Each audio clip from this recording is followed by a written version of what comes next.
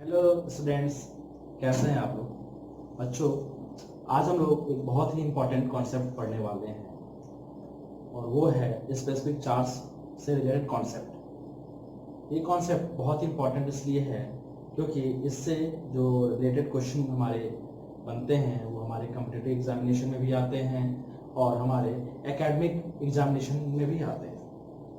अब किस तरह के क्वेश्चन आते हैं बच्चों, वो हम लोग डिस्कस करेंगे। तो आइए देखते हैं कि किस तरह के क्वेश्चन आते हैं हमारे एग्जामिनेशन में। जैसे मान लीजिए बोल रहा है calculate the specific charge of following. जैसे मान लीजिए electron, proton, neutron, alpha particle. आपको पता है बच्चों कि अल्फा पार्टिकल क्या होता है, ये हीलियम का न्यूक्लियाई होता है, ठीक है। और ड्यूटेरियम जो हाइड्रोजन का आइसोटोप्स है, ठीक है बच्चों। अब आप लोग एक चीज हमेशा याद रखिएगा बच्चों कि अगर कभी भी किसी का ई-वाई-एम कैलकुलेट करने के लिए बोले, ई-वाई-एम मतलब बच्चों चार्ज और मास। मैंने आपको बताया था ई-वाई-एम चार्ज और मास का जो रेशियो होता है उसी को बच्चों हम लोग बोलते हैं स्पेसिफिक चार्ज, ठीक है। अब बच्चों एक चीज याद रखिएगा कि जब भी अगर हम लोग को ई-वाई-एम कैलकुलेट करने के लिए बोला जाए तो तीन पार्टिकल का आप लोग हमेशा मास और चार्ज हमेशा याद रखिएगा। वो तीन पार्टिकल कौन से हैं, आपने पढ़ा है बेसिक में। जैसे मान लीजिए इलेक्ट्रॉन है, प्रोटॉन है एंड न्यूट्रॉन। ये तीन फंडामेंटल पार्टिकल हैं बच्चों हमारे। इलेक्ट्रॉन पे जो रिलेटिव चार्ज होता है बच्चों वो -1 होता है। प्रोटॉन पे जो रिलेटिव चार्ज होता है वो +1 होता है। न्यूट्रॉन पे जो होता है चार्ज बच्चों रिलेटिव वो 0, ठीक है। और बात करें मास की, इलेक्ट्रॉन का जो मास होता है बच्चों वो होता है 0.0058 AMU। बात करें प्रोटॉन के मास की तो ये होता है 1.007 AMU, क्योंकि आप जानते हैं जो मास होता है बच्चों उसको हम लोग AMU में मेजर करते हैं। न्यूट्रॉन की मास की बात करें तो 1.008 AMU, ठीक है बच्चों। ये मैं इसलिए बता रहा हूं क्योंकि देखिए इससे जो क्वेश्चन बनते हैं बच्चों खास करके कॉम्पिटिटिव एग्जामिनेशन में ज्यादा बनते हैं, क्योंकि वहां पे हमें कम टाइम में क्वेश्चन को अटेम्प्ट करना होता है और आगे बढ़ना होता है। तो यहाँ पे बच्चों मैं आपको एक ट्रिक बताऊंगा, वो ट्रिक आप हमेशा याद रखिएगा और एग्जाम में उसको फॉलो करिएगा। जैसे मान लीजिए हम लोग कैलकुलेट करने जा रहे हैं ई-वाई-एम रेशियो। मान लीजिए हमें इलेक्ट्रॉन का कैलकुलेट करना है ई-वाई-एम, तो सिंपल सी बात है ई क्या होता है चार्ज कितना है -1। अब यहाँ पे -1 मत पुट करिएगा क्योंकि मैंने आपको पहले भी बताया है कि जो चार्ज होता है बच्चों वो स्केलर क्वांटिटी होता है और जो स्केलर क्वांटिटीज होती हैं उनका साइन हम लोग नहीं लेते हैं। मास की बात करें तो मास कितना होता है बच्चों 0, ठीक है ना, रिलेटिव मास 0 होता है। प्रोटॉन की बात करें तो प्रोटॉन का ई-वाई-एम जब हम लोग कैलकुलेट करेंगे बच्चों तो ई कितना है 1 और इसका जो मास है बच्चों वो भी कितना है 1। कितना आ गया 1। न्यूट्रॉन की बात करें अगर ई-वाई-एम की तो ई की वैल्यू कितना है बच्चों 0 और मास 1। कितना आ गया 0। अब बच्चों बात करते हैं अल्फा पार्टिकल की। मैंने आपको बताया है बच्चों कि अल्फा पार्टिकल क्या होता है, हीलियम का न्यूक्लियाई होता है।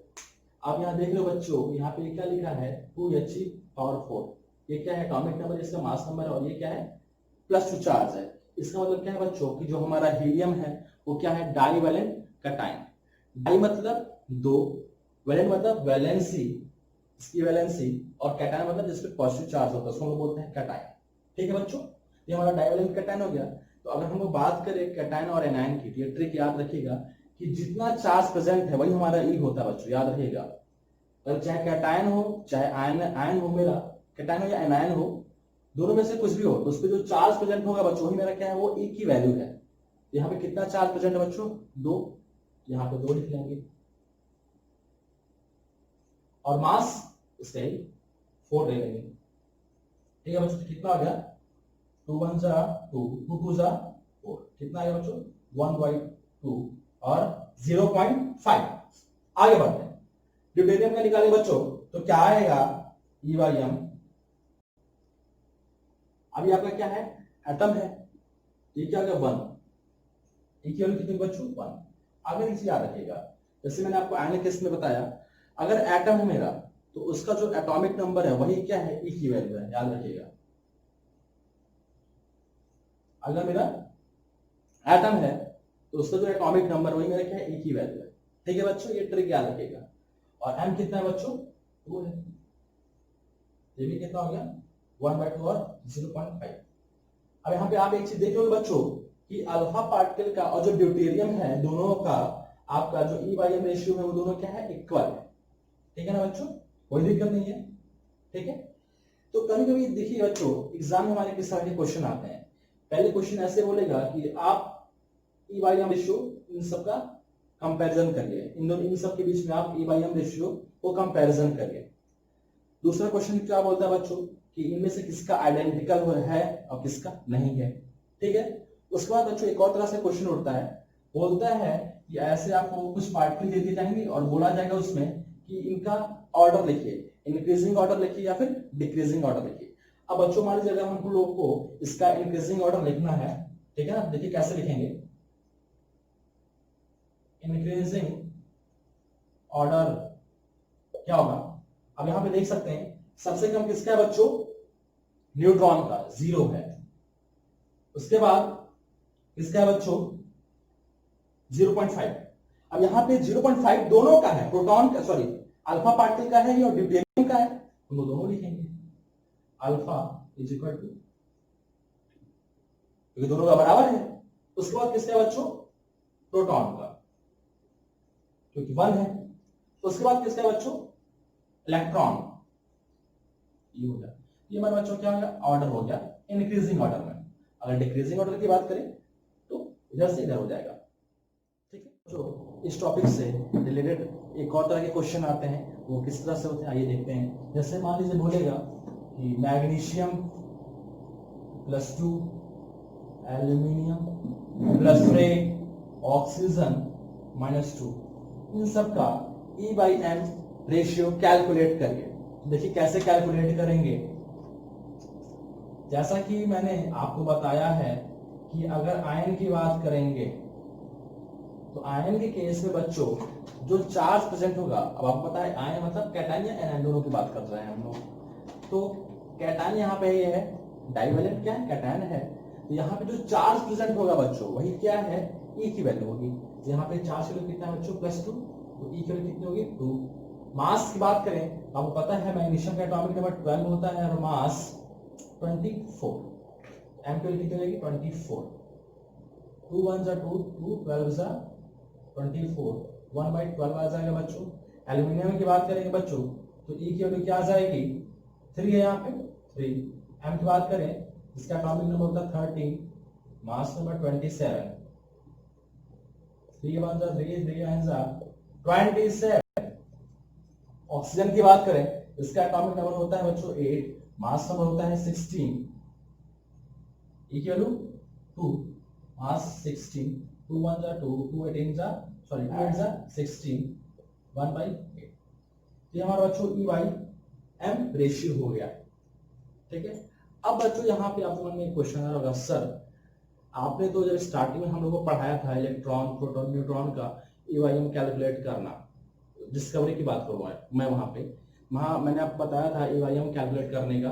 वहां हम लोगों ने E की वैल्यू पुट कर रहे थे 1.6 × 10⁻19 कूलम, एम की वैल्यू पुट कर रहे थे। अगर इलेक्ट्रॉन है तो इलेक्ट्रॉन का एक्चुअल मास पुट कर रहे थे, प्रोटॉन है प्रोटॉन का एक्चुअल मास पुट कर रहे थे, और न्यूट्रॉन है तो उसका एक्चुअल मास पुट कर रहे थे। लेकिन यहाँ पे तो आप लोग डायरेक्टली हम लोग रिलेटिव मास यूज कर रहे हैं।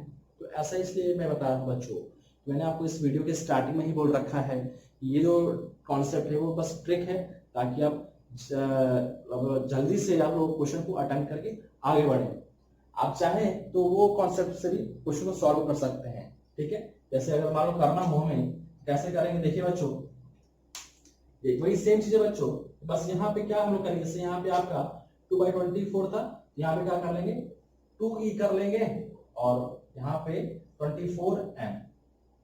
ठीक है ना, E की वैल्यू पुट कर दीजिए 2 × 1.6 into 10 to the power minus 19 coulomb और मास 24 into m क्यूब यहाँ पे पुट करेंगे 1.672 into 10 पावर 27। ऐसे यहाँ पे इसकी बात करेंगे तो 3 हो जाएगा, ये जो 3/27 है यही सेम रहेगा, 3e/27 m हो जाएगा।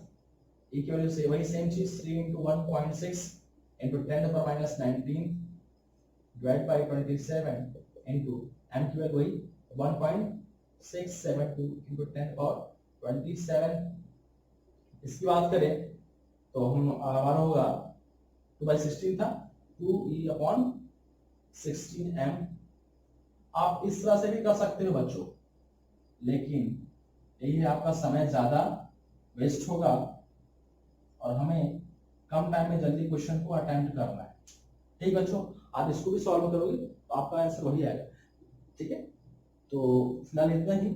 तो अगर आपको हमारा वीडियो पसंद आया है इसे लाइक करिए, शेयर करिए और सब्सक्राइब करिए, और अगर आपने सब्सक्राइब नहीं किया है तो प्लीज मेरे चैनल को सब्सक्राइब करिए। Thank you.